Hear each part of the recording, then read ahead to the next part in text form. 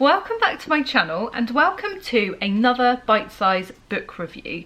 Today I wanted to share with you my thoughts on my latest read, which is Holly Bourne's How Do You Like Me Now? I am sure so many people have heard of this book. So it's been out for a couple of years. I think it came out in 2018 and it was one of those books that was completely raved about. The must read of 2018. So granted, I'm a bit behind with this. It's been on my bookshelf for a little while. I just decided, yeah, I'm gonna give that a go. That sounds like my kind of thing. If you have seen either of my Sally Rooney book reviews, you'll know that hyped books or really kind of popular, raved about books aren't really my thing. Controversial, maybe. So I did have my doubts about this, I must admit. However, I actually really enjoyed this and I totally understand the hype. Yay! From the first chapter, this immediately drew me in. It is so perceptive.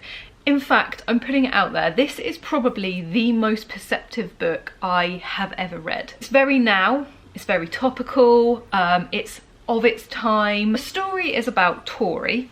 She is a famous author and social media influencer, hence what I was saying about how this is very topical and very now.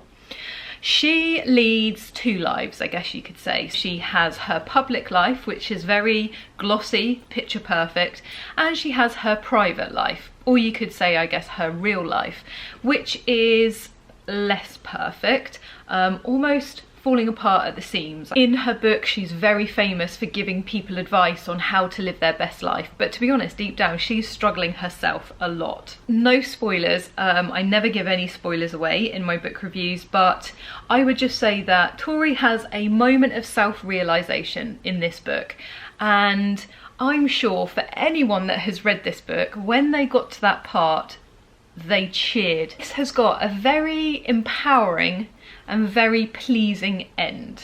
That's all I'm gonna say. Like I said, no spoilers here. I would say if you're in your 30s, you will be able to relate to so much of this book. While I was reading it, it felt as though the author had kind of jumped inside my head and then splurged all my thoughts and feelings across the pages. That is what it felt like. That is how relatable, how perceptive this book is. The book is split into 9 chapters and each chapter is a month. And it wasn't until I was partway through the book that I realised what the significance of those months were, which actually is quite clever. As I said, this is a very real, very perceptive, very funny at times, almost laugh out loud, and I am not someone who laughs out loud typically at anything.